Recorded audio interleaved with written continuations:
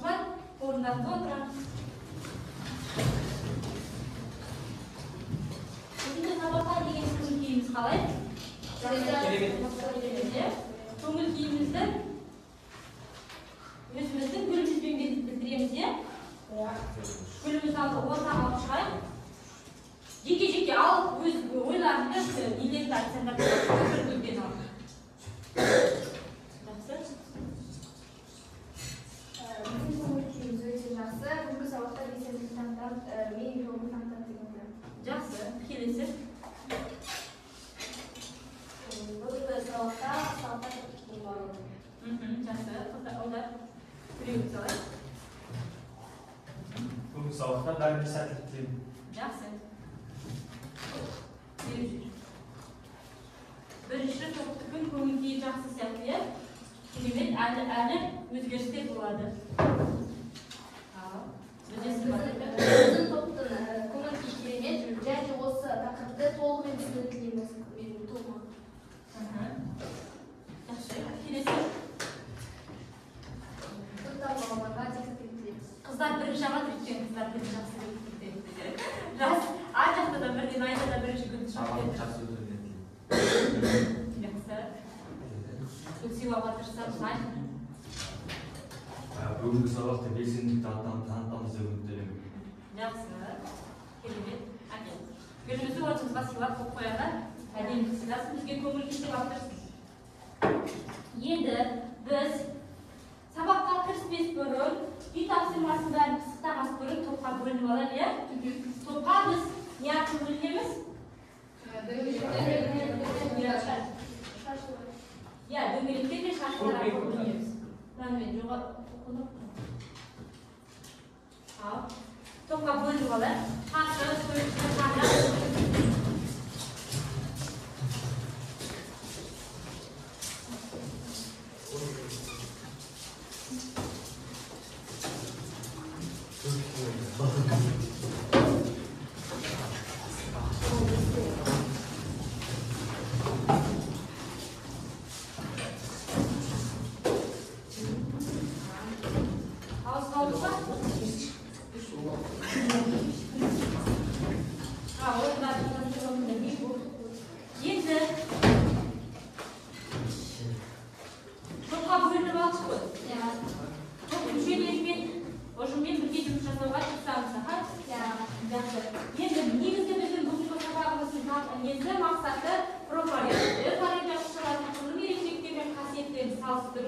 Бактерия саңырауға өсімдік және жануар жасушының құрылымдық ерекшеліктерін қызметтік бірлігін бөлуге. Яғни біз бұған дейін өткен сабақта жануар өсімдік жасушаларының құрылымының жұмысын білеміз. Сол жайында қайталау ретінде қазір мен сіздерге сұрақ тапсырмалар беремін. Макет арқылы да жұмыс жасауға болады. Жасушаның макеті берілген. Осы бойынша өзіміздің ойымызды және өткен сабағымызды пысықтаймыз. Ал, мұнда бізде миға шабу, бұда жерде сұрақтар беріледі, соған әртүрлі жаттығу ретінде әр оқушы өзінің ойын білдіреді. Өз ойынды дұрыстап мағынамен толтырып білдіресіңдер. Мадақтау сөз жарайсың және балдық жүйемен бағаланасыңдар. Жақсы ма? Қазір мен сіздерге. Бірінші топтан бастайық. Бірінші, өсімдік жануар жасушаларының ерекшеліктері туралы не білесіңдер?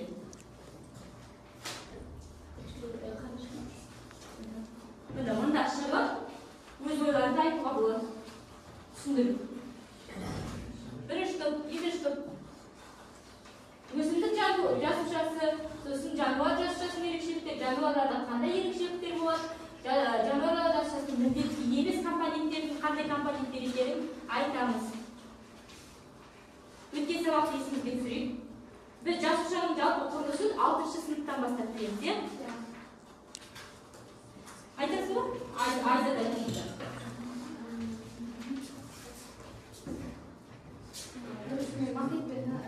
Макет туралы айтып өтейін. Жасушаның құрылысы, е? Жасушаның құрылысы эукариотты жасушаның құрылысы. Ортадағы ядро, одан кейін Golgi аппараты, мына жердің барлығы айналады, және де сұйық қабаты ол цитоплазма, және сыртқы қабаты жасуша мембранасы. Өсімдік жасушасының ерекшеліктеріне тоқталатын болсақ, өсімдік жасушаларының бір ерекшелігі оларда пластиктер бар. Яғни пластиктер лейкопласттар, хромопласттар, хлоропласттар. Ал жануарлар жасушасында пластиктер болмайды. Одан кейін өсімдіктердің коллективі түрі автотрофты, ал жануарлардікі гетеротрофты, прототрофты болып бөлінеді. Жануарлар жасушасында қандай организмдер қосылыста болады? Жоқ, компоненттерін атаңдар. Жануарлар жасушасында міндетті емес компоненттерді. Міндетті емес компоненттер бөліктері цитоплазма. Жоқ, цитоплазма болады, ол міндетті. Жасуша қабықшасы міндетті. Ядро міндетті. Пластид жоқ. Пластид жоқ жаңағы өсімдік жасушасындағы Целлюлозалар, қабықша, хитинді қабықшасының ерекшелігі сол. Жақсы, рахмет, отыра ғой. Келесі кім шығады? Екінші топта. Бір балада шығып кездеседі. Әрқайсымыз өткен сабақты пісітті. Өткен сабағымыз жалпы жасушаның құрылысы және өсімдікке жануарлар жасушасын салыстырды. Жақсысын ба? Келе ойсын ба? Біз алдыңғы тақырыпта өсімдіктер мен жануарлардың жаңағы жасушасын өттік. Ең бірінші жаңағы осы екеуінің ұқсастықтары екеуінде цитоплазма мен ядроның болуында.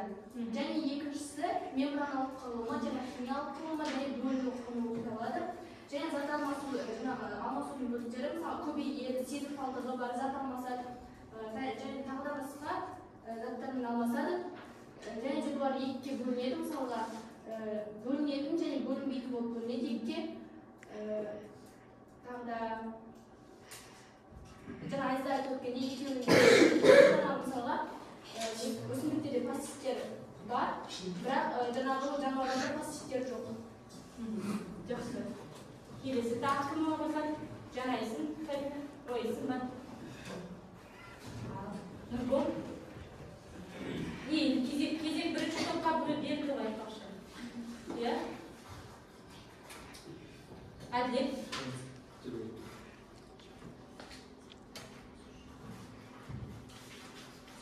Нұрым? Жалпы жасушаның құрылысы, өзінің құрылысы білеміз ғой? Бір қайталап дейміз.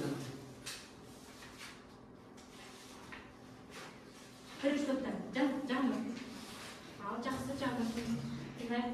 Көпшілер, емі қоқылықтылары. Пирамида сияқты бір-бірден қоқылыр. Бірі жауап берген кезде қоқылыр. Өсімдік жасушасымен және жануарлар жасушасын өттік. Онда екеуінің ұқсастықтарын атап өтсек, екеуінің де химиялық ұқсастықтары және де көбею сосын қасиеттеріне тоқталсақ, көбею сосын сезім қалдығы, сосын қоректену.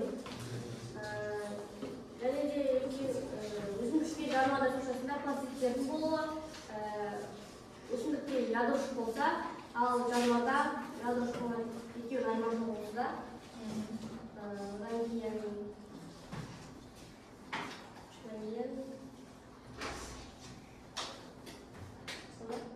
жақсы жарайсың. Енді келесі топтан нұрым шығады. Нұрым? Жасуша жайлы. Жасуша жайлы. Суретінде сақтаусың керемет қана. Қандай сурет салдың? Жасушаны. Саңырауы. Онда не байқадың? Міне жасуша туралы жатыр. Ядро. цитоплазма. Цитоплазма үшін толықтырады. Вакуум, иә, жер вакуум деп аталады.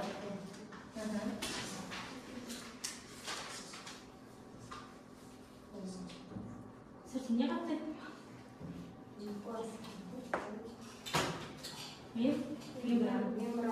Мембрана қаптап тұрады, иә, сырты. Көзін.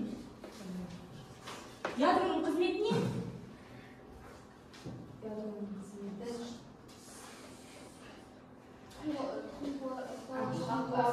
Яғни көбеюге қатысады. Көбеюге бір сөзбен көбеюге қатысады. Жақсы, өтеді. Жалпы есімізге түсірдік па? Өткен тақырыпты сабақты. Енді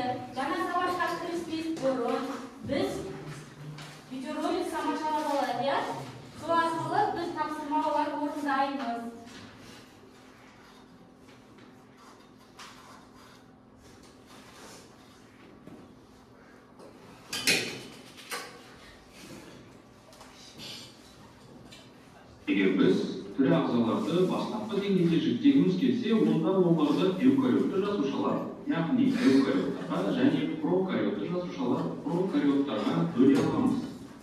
Эукариоттар мен прокариоттардың басты айырмашылығы мембранамен қапталған түрлі ішкі органоидтардың бар жоғы болып табылады. Бұл органоидтар эукариоттарда бар, көпшілік жағдайларда прокариоттарда болмайды.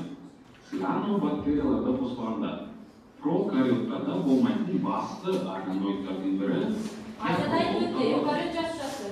Ядрода ДНК түрінде генетикалық ақпарат сақталады. Прокариоттарда ДНК бар, ол жасушаның белгілі бір жерінде орналасады. Оны біз нуклеоид деп атаймыз. Алайда нуклеоид жасушаның өзге құрылымынан мембранамен бөлінбеген. Оны жазып қояйық. Мембранасы жоқ. Алайда бұл эукариоттар мен прокариоттардың арасындағы жалғыз айырмашылық емес. Негізінде эукариот сөзіндегі кариот деген сөз грек тілінен аударғанда ядро дегенді білдіреді. Ал прокариот деген ядро алдындағы дегенді білдіреді. Яғни ядро туындағанға дейінгі ағзалар. Прокариоттардың қалыпқа келтірілген, яғни цитоплазмадан мембранамен бөлінген ядросы жоқ. Алайда бұл соңы емес. Эукариот жасушаларында прокариоттарда болмайтын өзге де мембраналы органоидтар бар. Мысалы, митохондрия. Ол барлық өсімдік және жануарлардың барлық эукариотты жасушаларында кездеседі. Ал прокариоттарда болмайды. Өзге де мембраналы органоидтар бар. Мысалы, Golgi аппараты. Мынау эукариотты жасушаның микросуреті. Онда сіз Golgi аппаратын көре аласыз. Оның басты қызметтерінің бірі нәруызды сақтау және қаптау. Ал мынау митохондрияның микросуреті. Ал мынау жасуша ядросының микросуреті. Мына жерде біз ядролық мембрананы, ал мына жерде хроматин жібі түріндегі генетикалық ақпаратты көріп тұрмыз. Олар ядро бойынша бытырақ орналасқан. Мұнда оның тығыз орналасқан бөлігі. Бұл ядрошық. Ядрошықта рибосомалар және рибосомалы РНК түзіледі. Рибосомаларда трансляциялар амин қышқылдарынан нәруыз синтезделуі жүзеге асады. Сонымен бұл рибосомалар. Олар рибосомалы РНК-дан және нәруыздардан тұрады.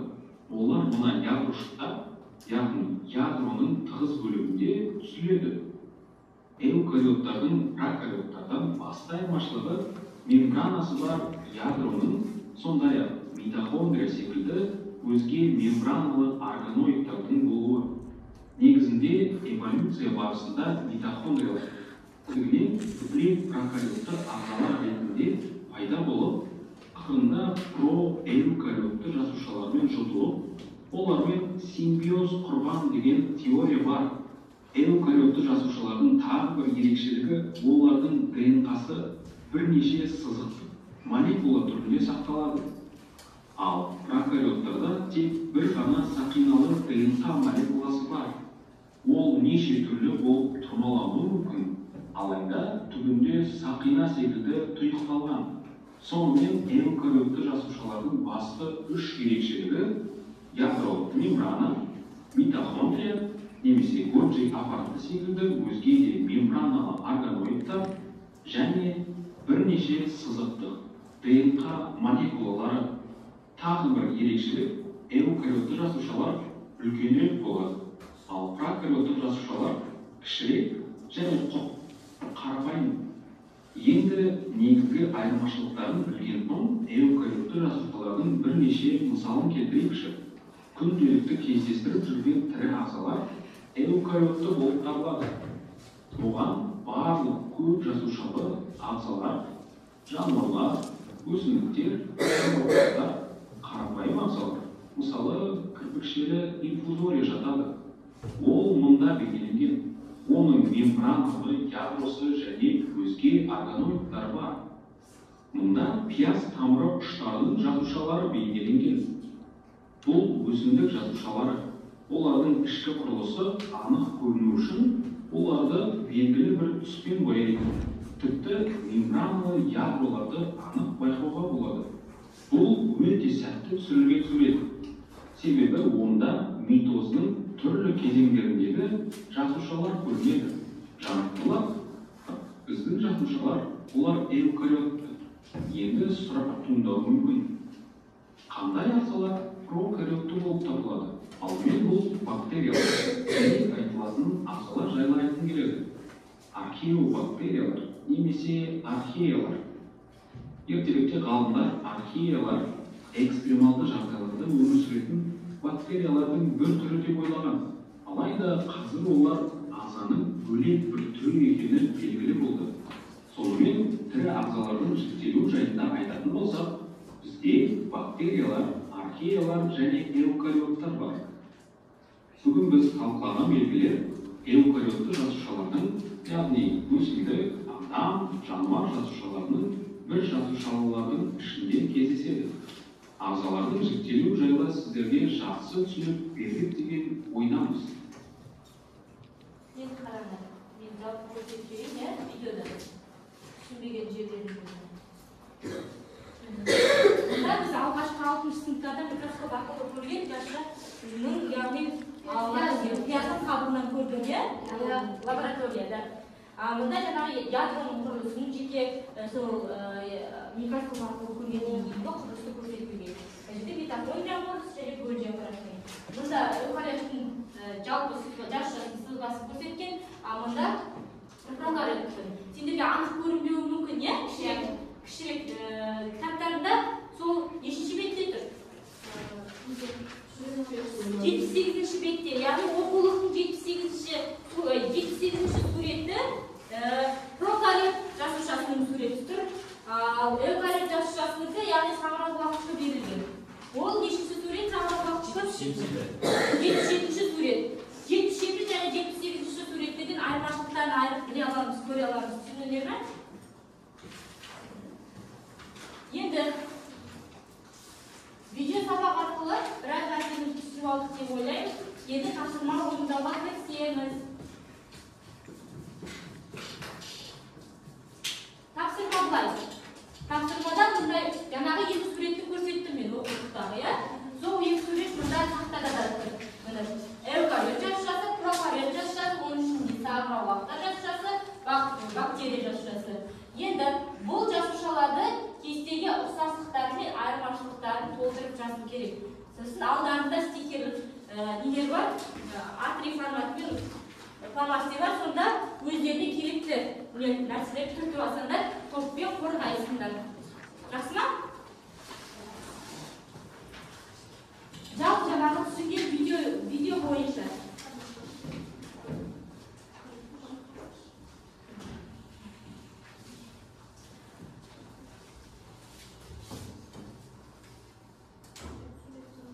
Тапсырма орындауға 10 минут уақыт беріледі.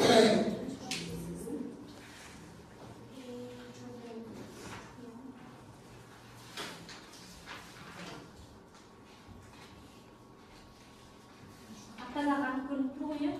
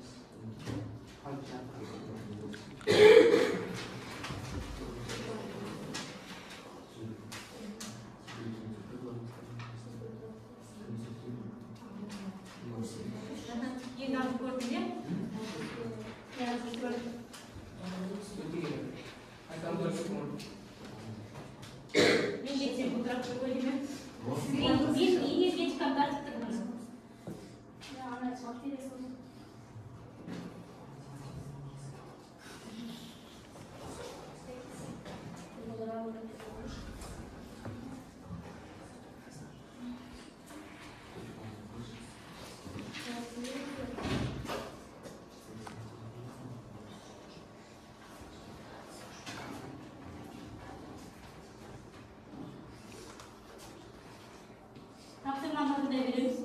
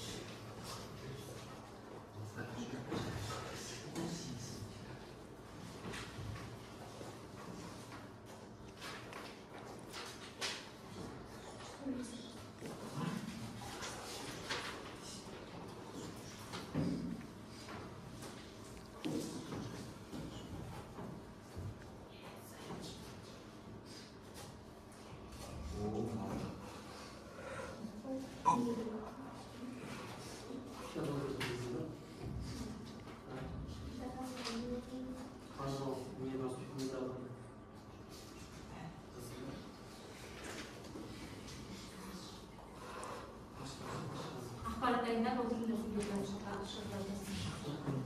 Akbarat.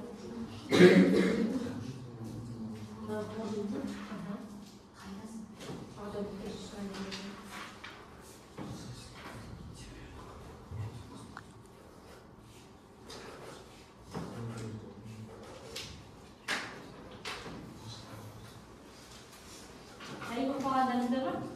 Az, yıkış topluş, güzel bu.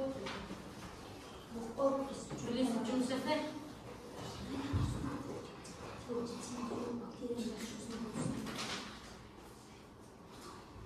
Bağları doğru. Hadi doğru. Yapıp geri bir otur. Şimdi. Bağlaştırmış kısa da kalıyor. Sündürür. Yine bir sonra da Мына салмай жасушаға жасады. Ол бүгінгі тақырыпты өтетін саңырауқұлақ және бактерия. Бұл бактерия осы саңырауқұлақ. Және де осылардың ұқсастығын айырмашылығын жазулары бізге тапсырма берілді. Саңырауқұлақтарда цитоплазма рибосомалар бар. Екеуінде де бар. Және плазма мембранасы бар. Ал айырмашылықтарына келсек, мысалға саңырауқұлақтарда бактериядағыдай талшықтар жоқ. Талшықтар деген осы мынау. Бактерия жасушасындағы және митохондрия қызметін мезосом атқарады. Жаңағы бактерияда және де Голджи аппараты, эндоплазма және тор митохондрия болмайды. Саңырауқұлақ неде? Бактерияда болмайды. Органоидтар біраз болмайды. Және де бактерияның құрылысына келсек, мысалға осы қызылмен белгіленгеніміз нуклеоид болады. Және плазмида, талшықтар, мезосома, капсула, және жасуша қабырғасы, плазмалық мембранасы, осылар бактерияның ішіне кіреді, және рибосома мен цитоплазма бар. Ал саңырауқұлақта баколь, бұл Сен белсенді тартып olsun, жарайды керемет. Мен ұлдардан сұрағым келіп отыр. Нұрбол өзің айтып берші.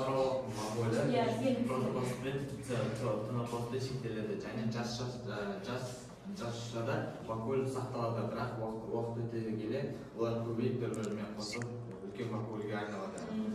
Және де баколь саңырауқұлақтың бактерияға қарағанда өте ерекшелі және нарушасы болады. саңырауқұлақтардың сырты жасуша мембранасымен серозды итиндірген қапталған болады. Ал етті бактерияның кірпатының жасуша мембранасымен қапталған. Және де саңырауқұлақтарда ядросы кішкене дөңгелек болып келеді екен, ал бактерияның толық болып келеді. жақсы. Айтып отырсыз. Жақсы барлығы. Бактерия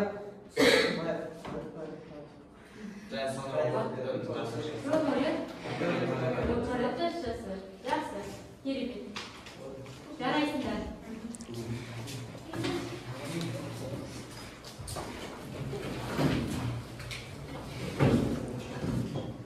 Белсенділіктер үшін керемет. Сіздер қуанышты отырып кәдімгідей. Ал келесі.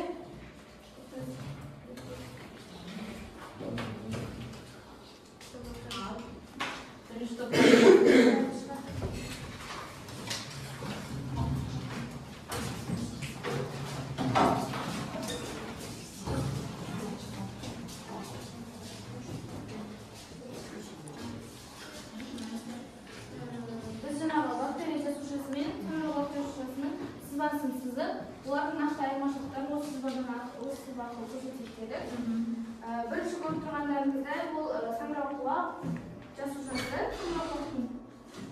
Саңырауқұлақ пен бактерия жасушаларының ұқсастықтары оларда рибосома, цитоплазма болады және де екеуі де жасуша.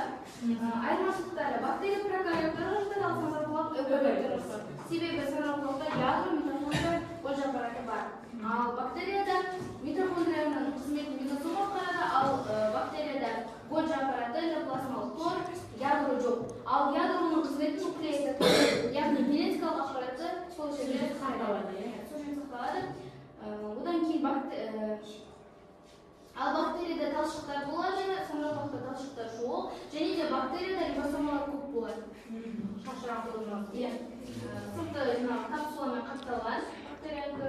және де саңырауқұлақ туралы айта кетсек, саңырауқұлақта жасуша талшықтардың негізгі қанттар, нароздар және майлар құрайды. Одан кейін кейбір саңырауқұлақтарда қауышқан құрғақ салмағын 60% құрайды. Жақсы. Біз нәріміз көмірсі ұзын ауыл салықтарда білеміз, ол яғни қарапайым жасушалық құрылымынан басталады, органикалық заттар. Жақсы. Жүрім не айтарсың? Қосым жерде.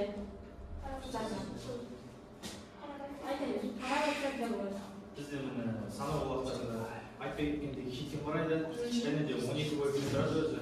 Жақсы. Макроль, цитоплазма, жасушалық, сыртқы цитоплазмалық мембрана өзінің сол. Жақсы. Бағдалет сен айта аласың. Бактерия жасушасы не айта аласың? Бактерия деген біз бүкіл кәдімгі күнделікті неде көп жерде орналасатын организмдердің бірі ғой. Бүкіл жерде. Мезохома, қаншықтар, капсула, рибосома, плазмалар, цитоплазма. Осыларда тұрақты құрылымдық органоид, организм деп айтамыз. Бактерияларға жақын қандай организмдер білесің? Вирус жақын не? Тағы? Микробтар. Ең кішкентай бөлшекті организмдер. Жақсы. Таныспыз ба? Микроб, вирус дегендерді. Вирустарда құрылымдық только нуклеидтер ғана бар, иә? Жақсы. Ол таныспыз.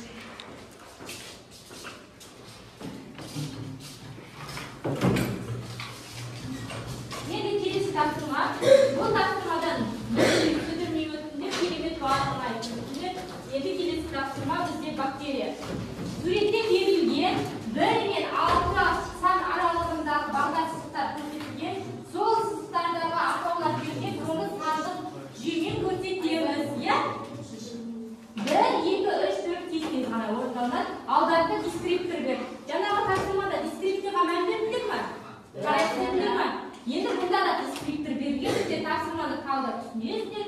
Жасанды бүйрек аппараттарын заманауи үлгілерге туралы пайдалануға болады.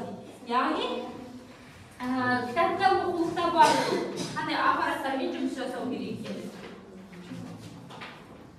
Дескрипторға мән беріп тез орындаймыз.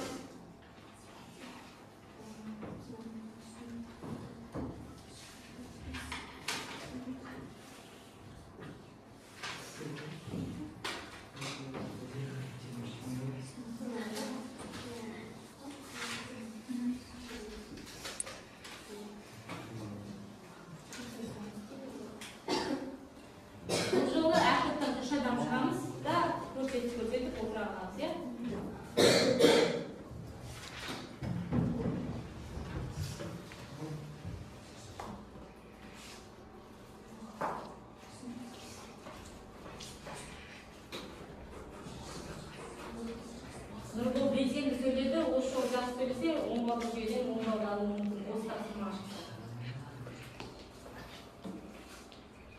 Иә, Нұрбол? Бізден анақтан бұрын дайындау керек. Өйткені жаңа ғана күшті сабақ айтты, енді толықтырып жіберсек кішкене.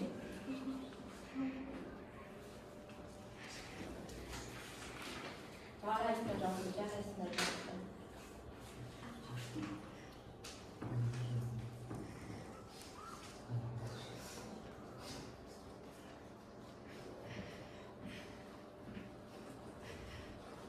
Менің домалақтарым бұларға не болды? Антистресс. Сабақ қатты ойлап ойлап береді, стап береді да, вот, таптым шешімін деп отыр.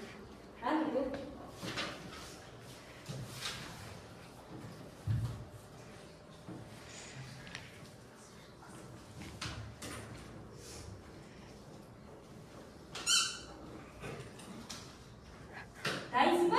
Шиқылдаттың ғой. Шиқылдатқан адам дайын деп ойлаймын мен.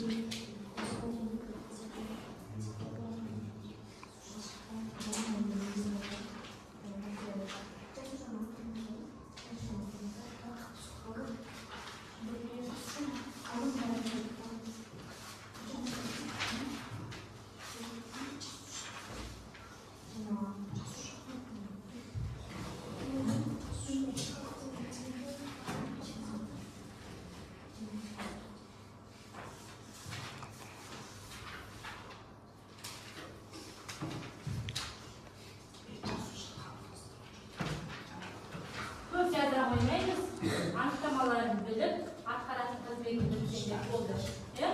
Сандарын көрсетіп.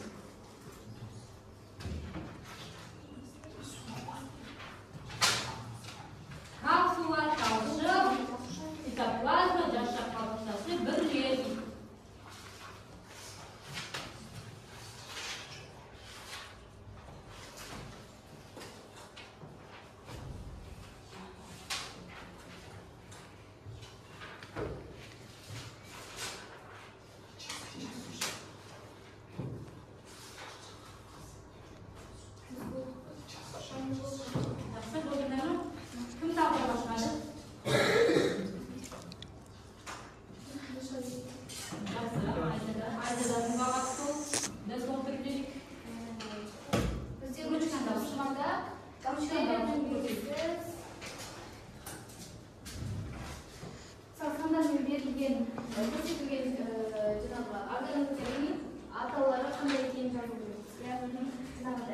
Бірінші реттік нөмірдегі органоид ол рибосомалар. Бағана айтып кеткеніміздей, бактерияда рибосома өте көп болады. Мынан кішкентай нүктелердің барлығы осы рибосома. Екіншісі нуклеид. Нуклеидте генетикалық ақпарат сақталады. Үшіншісі талшықтар. Төртіншісі плазмалық мембрана. Бесіншісі жасуша қабырғасы және алтыншысы капсула. Кезек-кезек қызметтеріне тоқталып кестеге қарасақ, капсуланың қызметі ол қозғалу қызметін атқарады. Талшықтар қозғалуға қатысады. Цитоплазма тұқым қуалау ақпараттары кодталады цитоплазмада. Жасуша қабырғасымен бірге қорғаншы қабықшасының рөлін атқарады. Жақсы, керемет, жақсы, келесі. Келесі сабақта неше тоқтар айтады? Кім айтады?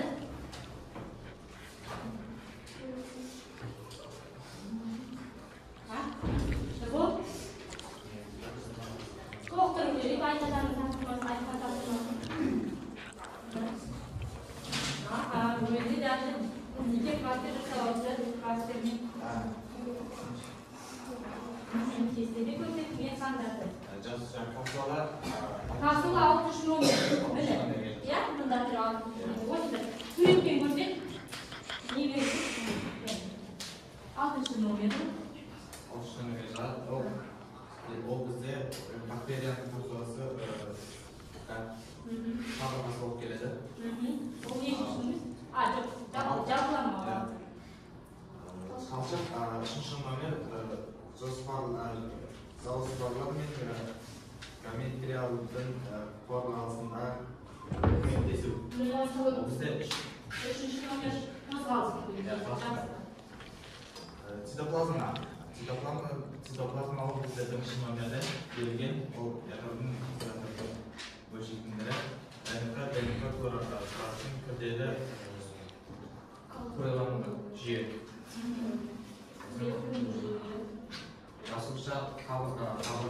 жазуша қабырғасы ол бізде 5-ші номер. Жазуша қабырғасы ол бізде немесе жұмсақ не қатты болады. Кофе рейк қызмет атқарады. Burada ол бізде 4-ші номер. 4-ші номер қорғаныш қабырғасы. Иә, сыртқы ортамен байланысын осы түрлер арқылы атқарады. Жақсы, бактерия, сосын айта кетсін, бактерияның айырмашылығы ол жаңағы пробоидтермен салон жағдайда жаңа оның ядросы болмайды. Және де оның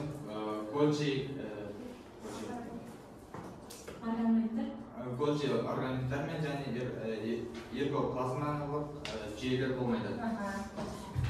Керемет, молодцы. Бүгін бізде ол 5-ке қорға шықты.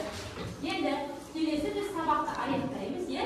Аяқтар алдында біз қорытынды жасаймыз. Бір-бірімізге білгенімізді ашық микрофон арқылы өзіміз ойымызды жеткізіп сабақты аяқтауға тырысамыз, е? Мұнда біз қазір сен аяқтан сабақ туралы қорытынды айтқан кезде жапондық әдісімізді қолданамыз, е? Сен дұрыс меңгердің сабақты, дәл кішкене сұрағым бар, е? Түсінуге тырыс. Енді сұрағы бар деген белгіні білдіреді, е? Осында шығып әр оқушы өзінің сабақ жайлы ойын және қалай өткенін жайлы айтып, белсенгенін айтса.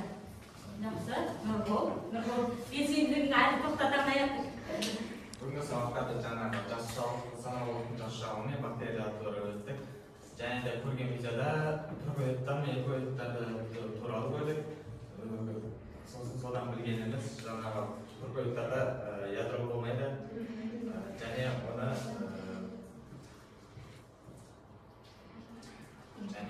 Ода нуклеид бар. Мембрана болады.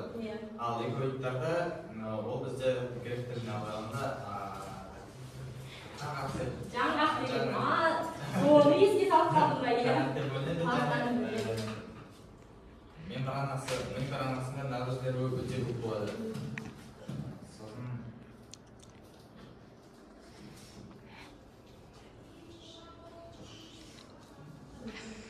Жақсы, екінші топтан біріншіден 10 жаңғақ келе ғой.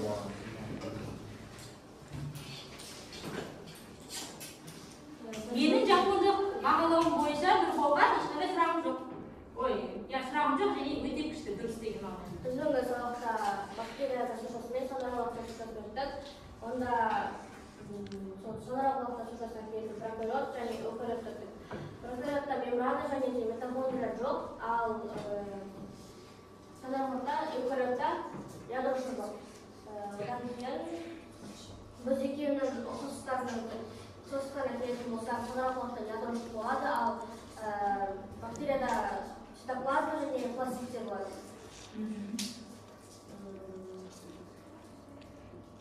Сабақ жайлы ойын осы, е? Тағы кім шығады? Сабина келе ғой.